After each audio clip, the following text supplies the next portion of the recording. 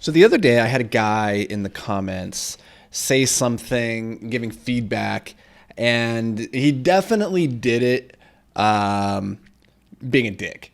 He set out with the goal of like tearing down somebody else, not necessarily even me. If I remember the context, I think he was responding to somebody else, and just responded in a way that was very abrasive and unkind. And at the end of it, he said, "Sorry if I'm being too blunt." And so I was thinking about that idea of being too blunt. And then I tweeted a little bit later this tweet. If you've ever found yourself apologizing for being too blunt, the problem probably isn't that you're too blunt. It's that you're an asshole. Sorry if I'm being too blunt. So that was the tweet. And it's a really funny tweet in my eyes, because I'm a nerd, and I think it's really funny to like go full circle with a tweet and be like, if you say you're too blunt, and then come back around and be like, I'm sorry for being too blunt. Anyways, here's the thing. There is a way to give constructive feedback and to be critical and be blunt, but not be an asshole. And I find that if you do that, you never need to apologize for being too blunt. But the people who feel the need to say, I'm sorry for being too blunt, it's because they intuitively understand, like deep down inside, that it wasn't just them being blunt, it was them being an asshole and the way that they're presenting it. And I think the world is just filled with so much negativity, trolling, animosity. There's so much divisiveness these days, especially in like the political arena, that one of the things I think we could all just do better at is just to be cool to one another, just be kind, and let's enter into constructive discourse, because I love getting feedback. I love getting criticism if it's well-founded, if there's an actual conversation to be had.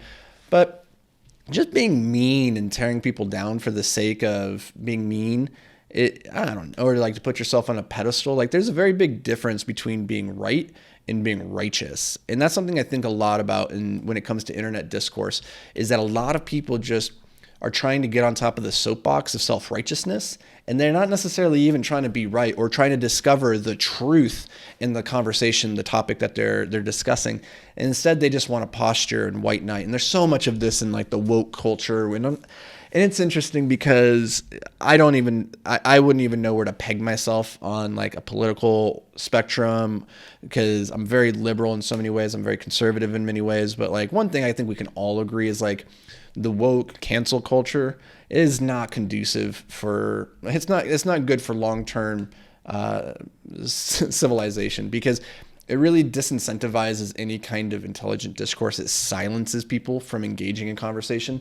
And I think, going back to the being too blunt, if you're that person who's being too blunt, or you think that, or if you ever find yourself feeling like nobody ever listens to you, or that you have a hard time connecting with people and getting your points across because others they don't listen, or they just don't get you, it's probably you. Is the harsh truth. It's probably some way that you're communicating your message that is coming across very abrasively. And I had an experience a couple months ago. My girlfriend, Jamie, she's the general manager at a fitness club here in the Twin Cities.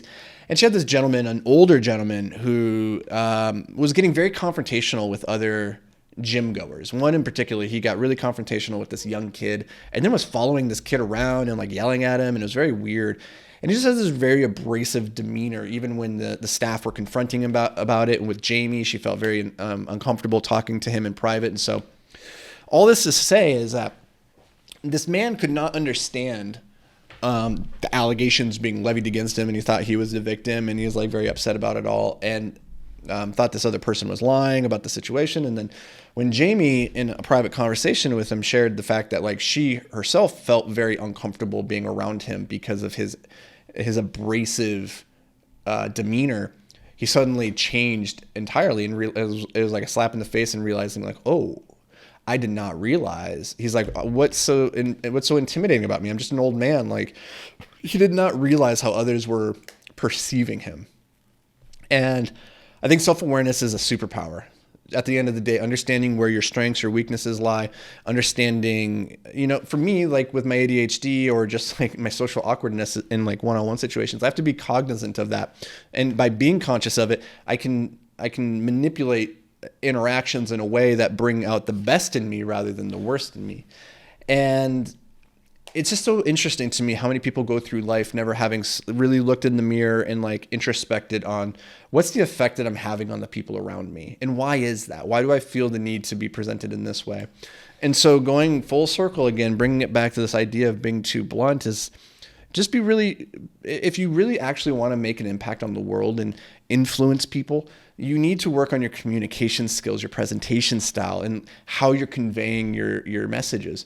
And I did a podcast on this recently about communication skills and how to improve that. I think the ability to speak persuasively or influentially is a very powerful skill that a lot of people would like to have, but they don't necessarily know how to improve. And so one guy I really enjoy on Instagram who is a communications expert, his name is Vinh Trang, Triang, I think is his name. He's a magician / keynote speaker. Very good. If you're looking for a resource to go out and start improving at how to communicate with people, I think that would be a really great way of doing it, because at the end of the day, it's not good enough just to apologize for saying something like a dick and then saying, hey, I'm sorry if I'm coming across as a dick. If you have to apologize for it, you're already in the wrong. Like, you realize that you're already in the wrong, and that's why you're apologizing for it.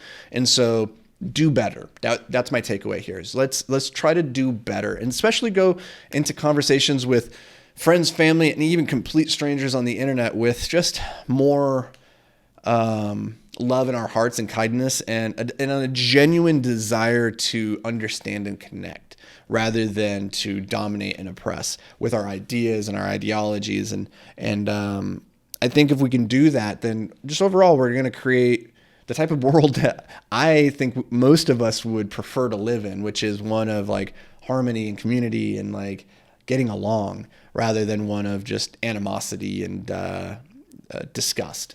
So sorry if this was all just a little bit too blunt, but I don't know. It's just something that was on top of my head. So I wanted to share it with you guys. Hopefully it brought you a little bit of value. If not, then we'll be back here tomorrow to try again. As always, guys, I appreciate you being here. Until I see you again around the bend, stay hyper-focused, my friend.